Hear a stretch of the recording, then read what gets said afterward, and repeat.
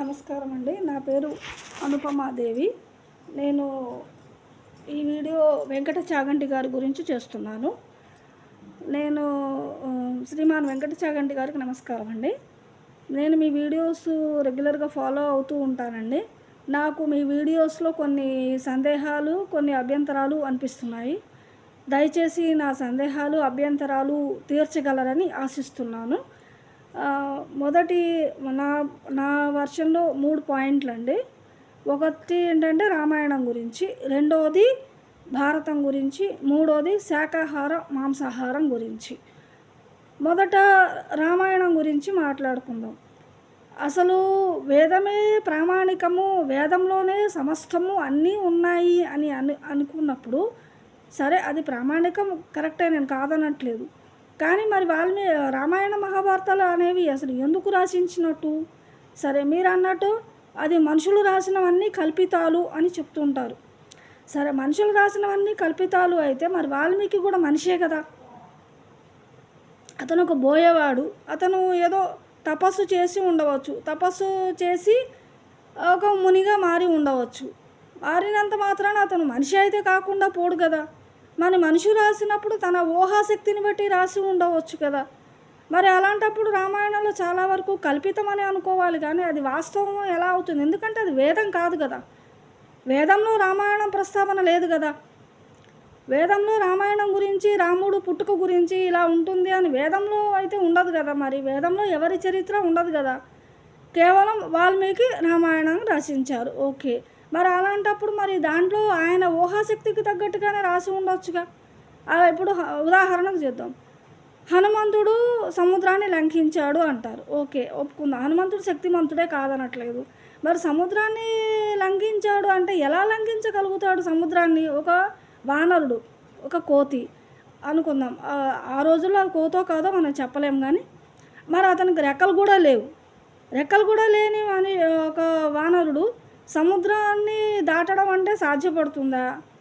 మరి అది కల్పితమని అనుకోవచ్చుగా, నిజమని ఎట్లా అనుకోవాలి?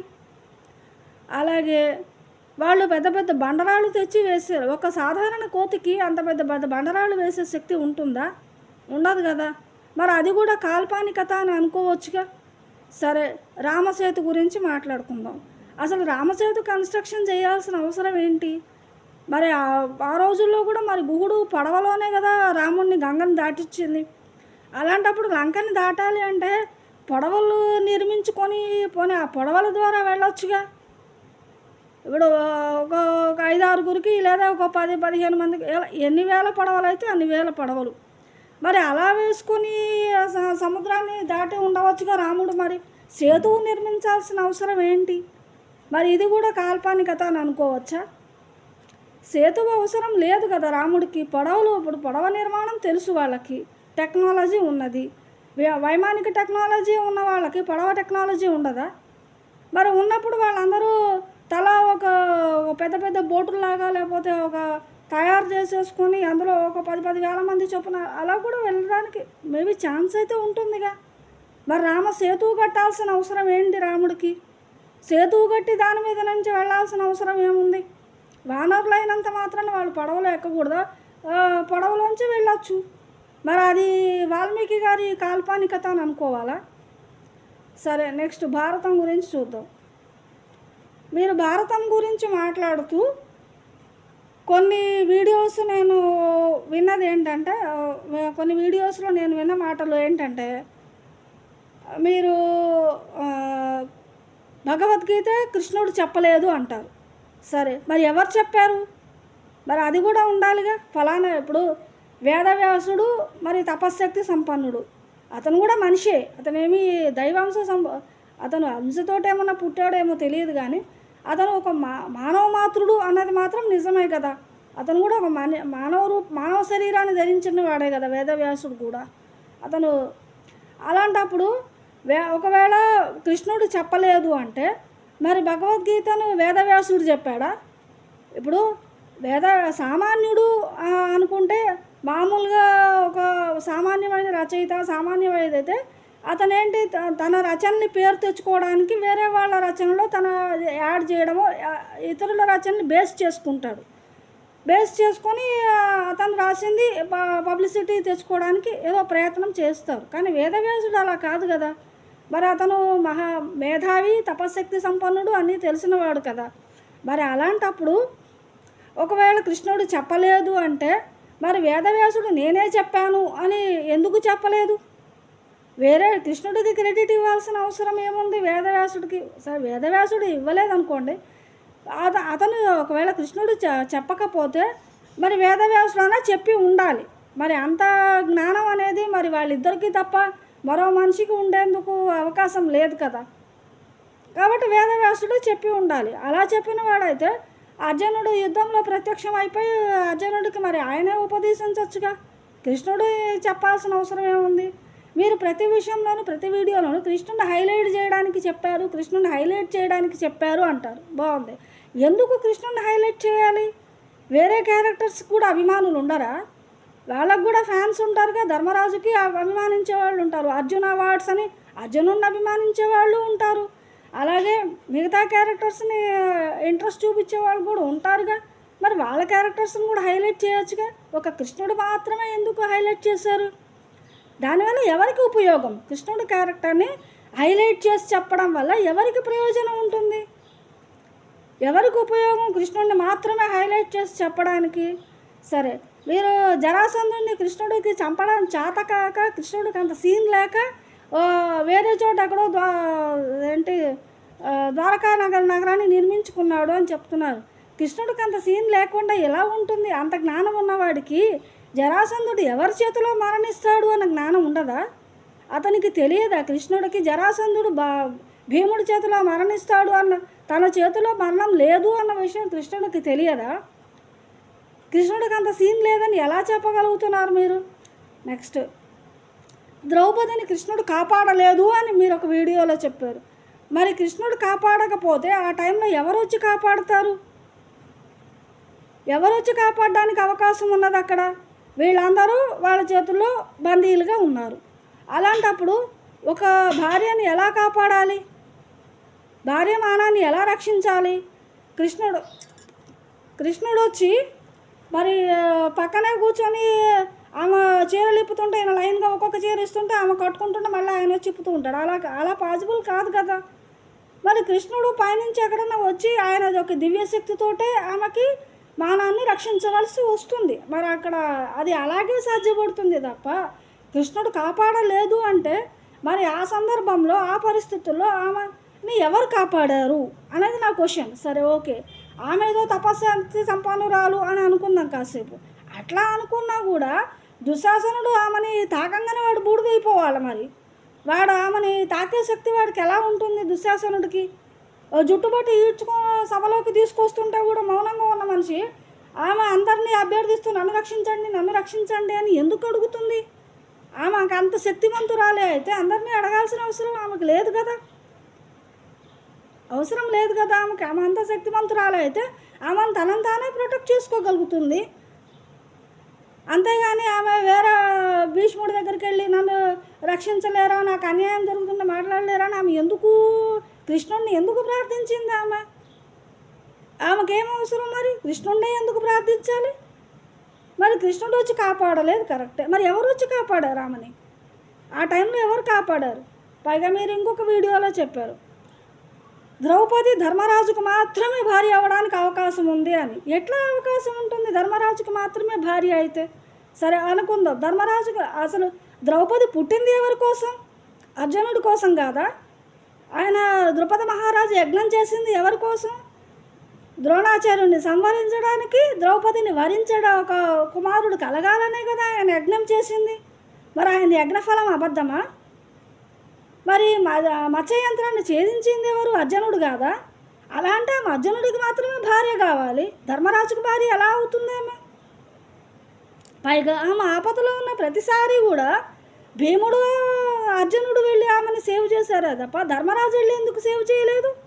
భార్యను కాపాడడం అనేది భర్త యొక్క ధర్మం కదా. భార్యను ఇప్పుడు ఆయన ఎలాంటి పరిస్థితుల్లోనూ మిగతా వాళ్ళు దోహదం చేయగలుగుతారు. మెయిన్ క్యాండిడేట్ ఎవరు అవుతాడు? భర్తే అవుతాడు. మరి ఆయన ధర్మరాజుకు మాత్రమే భార్య అయి ఉంటే ఆమె సంరక్షణ బాధ్యత ఎవరిది? ధర్మరాజుది కాదా? మరి ప్రతిసారి భీముడు అర్జునుడిని ఎందుకు పంపించాడు? ఆయనకు చేత కాకనా? ధర్మరాజుకు యుద్ధం చేయడం చేత కాదా? ధర్మరాజుకు భార్యను కాపాడుకోవడం చేత కాదా? మరి వీళ్ళిద్దరిని ఎందుకు పంపిస్తున్నాడు? ఇప్పుడు సీతాదేవి అపహరణకి గురైతే లక్ష్మణుడిని పంపించేసి రాముడు పక్కన కూర్చోలేదే. మరి ఆయనే యుద్ధం చేశాడు, ఆయనే కష్టపడ్డాడు, లక్ష్మణుడు పక్కన దోహదం చేశాడు అంతే తప్ప ఆయనే మెయిన్ క్యాండిడేట్ లాగా పోయి యుద్ధం చేయలేదు కదా. మరి అలాగే ధర్మరాజు ద్రౌపదిని కాపాడాల్సిన ప్రతిసారి భీముడిని అర్జునుడిని ఎందుకు పంపిస్తాడు? మరి ఆయన భార్యను ఆయనే ప్రొటెక్ట్ చేసుకోవాలి కదా. అది బేసిక్ ధర్మమే కదా. అది భార్య యొక్క మానవమానాన్ని కాపాడడం అనేది భర్త యొక్క ధర్మమే కదా. సరే, మీరు ఇంకొక వీడియోలో అంటున్నారు 5000 అదేంటి వేదవ్యాసుడు రాసింది 5000 శ్లోకాలు మాత్రమే అంటే 95,000 శ్లోకాలు వ్యర్థమా? 95,000 శ్లోకాలు కల్పితాలా? లేదా ఒక 10,000 కల్పితాలంటే అది యాక్సెప్టెడ్, ఒప్పుకుందాం కాసేపు. 5,000 శ్లోకాలు మాత్రమే ఆయన 95,000 శ్లోకాలు అబద్ధం ఎట్లా అవుతాయి? సరే, అట్లా అని అనుకున్నా కూడా మీరు చెప్పిన దాంట్లో చాలా వరకు నాకు అభ్యంతరకరంగానే అనిపిస్తున్నాయి. ధర్మరాజుకు మాత్రమే భార్య అని అనుకుంటే అసలు భారతమే అబద్ధం అవుతుంది. ఆమెని జయద్రథుడు పట్టుకొని వాళ్ళందరికీ ఆమె పట్ల హేళన భావన ఎందుకున్నది? ఇప్పుడు సుభద్ర అర్జునుడు భార్య. మరి దుర్యోధనుడు వచ్చి సుభద్రను పట్టుకోలేదే, సుభద్రను అవమానించలేదే, ద్రౌపదిని మాత్రమే ఎందుకు అవమానించాడు? ఎందుకంటే ఆమె 5గురితో కాపురం చేస్తుంది కాబట్టి ఆమె అంటే వాళ్ళకి చులకన భావన. ఆమె వాళ్ళతోటే కాపురం చేస్తుంది, నాతో ఎందుకు చేయదు అని ఒక రకమైన హేళన భావనే కదా. మరి భారతం మొత్తం దాని మీద బేస్ అయ్యింది. మరి అక్కడే కదా యుద్ధం జరిగింది. మరి అదే అబద్ధం అంటే భారతం మొత్తం చాలా వరకు అబద్ధమే అవుతుంది. మరి సరే, మీరు అన్నట్టు 5,000 శ్లోకాలు 5,000 శ్లోకాల్లో ఏముంటుంది? ధర్మరాజుకు మాత్రమే భార్య, మిగతా వాళ్ళకి కాదు అని 5,000 శ్లోకాల్లో ఉన్నదా? కృష్ణుడికి అంత సీన్ లేదు, కృష్ణుడు వేస్ట్, ఆయన ఎందుకు పనికిరాడు, ఆయన యుద్ధం చేయలేడు, ఆయనకేమీ చేత కాదు, ఈజ్ వేస్ట్ ఫెలో అని 5,000 శ్లోకాల్లో ఉందా? సరే, థర్డ్ పాయింట్కి వద్దాం. శాకాహారం, మాంసాహారం. మరి మీరు అన్నట్టు వేదంలో శాకాహారం మాత్రమే తీసుకోవాలి అంటున్నారు, కరెక్టే. మరి శాకాహారం మాత్రమే తీసుకోవాలి అంటే మరి మొక్కలు కూడా మా ఒక జీవుల కిందకే వస్తాయిగా. వాటికి నొప్పి తెలియకపోవచ్చు. మీరు అన్నట్టు ఒక వీడియోలో చెప్పినట్టు మొక్కలను కోసినా వాటికి నొప్పి తెలియదు, కరెక్టే, కాదనట్లేదు. కానీ అవి కూడా పుట్టి పెరిగి మరణిస్తున్నాయి. వాటికి పువ్వులు పూస్తున్నాయి. పువ్వులు దేనికి పూస్తాయి? పరపరాగ సంపర్కం కోసమే కదా పువ్వులు పూసేది. అలాగే కాయలు కాస్తున్నాయి దేనికి? విత్తనాలు నేల మీద పడి మళ్ళీ వాళ్ళ యొక్క వంశాన్ని అభివృద్ధి చేసుకోవడానికే కదా కాయలు కాస్తుంది. అంటే అవి కూడా సంతానోత్పత్తి చేసుకుంటున్నట్టే కదా. మరి వాటిని మనం తినడం ద్వారా మరి అది కూడా ఒక రకంగా మాంసాహారం కిందకే వస్తుందిగా. సరే, మీరు అన్నట్టు మాంసాహారం అస్సలు లేదనుకుందాం.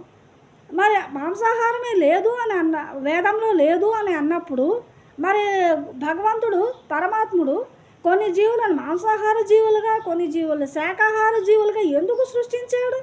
అన్ని జీవులు శాకాహారంగా సృష్టించవచ్చు కదా. ప్రతి జీవి శాకాహారం తీసుకునే విధంగా బాడీని బిల్డ్ చేయొచ్చు కదా. ఇప్పుడు పులి ఉంది, అది మాంసాహారమే తింటుంది. మరి దాన్ని శాకాహారం తినే జీవిగా ఎందుకు తయారు చేయలేదు? ఆవు ఉంది, ఆవు గడ్డి మాత్రమే తింటుంది, మాంసం తినదు, ఎందుకు అలాగా? మరి అన్ని జీవులు శాకాహారం మాత్రమే శ్రేష్టము, శాకాహారం మాత్రమే పరమాత్ముడు ఇచ్చి ఉంటే మరి మాంసాహారం ఎక్కడి నుంచి వచ్చింది? సరే, మాంసాహారమే లేదు అని అనుకుందాం. దానివల్ల ఎలాంటి ఉత్పత్తులు అవుతాయి? ఇప్పుడు మేకలు ఉన్నాయి, ఎవ్వడు మాంసం తినలేదు అనుకుందాం, మేకలు ఎవ్వడు కొయ్యలేదు. అప్పుడు ఏమవుతుంది? మందల మేకలు పెరిగిపోతాయి. వాటికేంటి? ఆకులు కావాలి, అవి బతకనిస్తాయా? ప్రతి చెట్టుని అది ప్రకృతి వినాశనానికి దారితీయదా? ఇప్పుడు సముద్రంలో చేపలు ఎవరు తినలేదు అనుకుందాం, సముద్రంలో చేపలు విపరీతంగా పెరిగిపోవా? అసలు మాంసాహారం లేదు అని అన్నప్పుడు కొన్ని జీవులను మాంసాహార జీవులుగా, కొన్ని జీవులను శాకాహార జీవులుగా, కొన్ని మాంసాహారం శాకాహారం తినే జీవులుగా పరమాత్ముడు ఎందుకు సృష్టించాడు? మరి వేదంలో అదే ఉన్నట్టయితే మరి అదే ఉండాలి. మరి ఓన్లీ అన్ని జీవులు ఓన్లీ ఫర్ వెజిటేరియన్ అన్నట్టు ఉండాలి. మరి మొక్కలు కూడా తినకూడదు. మరి దానికి తగ్గ ఆహారాన్ని పరమాత్ముడు సృష్టించాలి. మరి మొక్కల్ని గడ్డి అది కూడా జీవే కదా, గడ్డి కూడా భూమి నుంచి మొలుస్తుంది. మరి విత్తనాలు పడతాయి, మొలుస్తుంది. మొక్కలు కూడా ఒక రకం ప్రాణులే కదా, అవి కూడా పుడతాయి, పెరుగుతాయి, సంతానాన్ని ఉత్పత్తి చేసుకుంటాయి, మరణిస్తాయి. వాటికి నొప్పి తెలియకపోవచ్చు, నిద్ర ఉండకపోవచ్చు, కానీ అవి కూడా ఆహారాన్ని తయారు చేసుకుంటాయి కదా భూమిలోంచి. వేళ్ల ద్వారా ఆహారాన్ని తీసుకుంటాయి కదా. మరి ఆకులు కిరణజన్య సంయోగక్రియ ద్వారా ఫోటోసింథసిస్ చేసుకుంటాయి కదా, చేసుకొని అవి పెరుగుతాయి కదా. మనిషి ఎలాగ మానవ శరీరం డే బై డే పెరుగుతుందో అలాగే చెట్లు కూడా పెరుగుతాయి కదా. మరి ప్రాణం లేనిదైతే పెరగదుగా. ప్రాణం లేని శరీరము, ప్రాణం లేనిదైతే చెట్లు ఎలా ఎదుగుతాయి? ఉండదు కదా. మరి అలాంటప్పుడు పరమాత్ముడు ఎందుకు శాకాహారం మాంసాహారం అని ఎందుకు సృష్టించాడు? మాంసాహారం ఉండకూడదు, ఓన్లీ శాకాహారమే అని అంటే మరి దానివల్ల ప్రకృతి సమతుల్యం దెబ్బతినదా? దయచేసి ఈ వీడియోకి నాకు సమాధానం ఇవ్వగలరని ఆశిస్తున్నాను. నమస్కారం.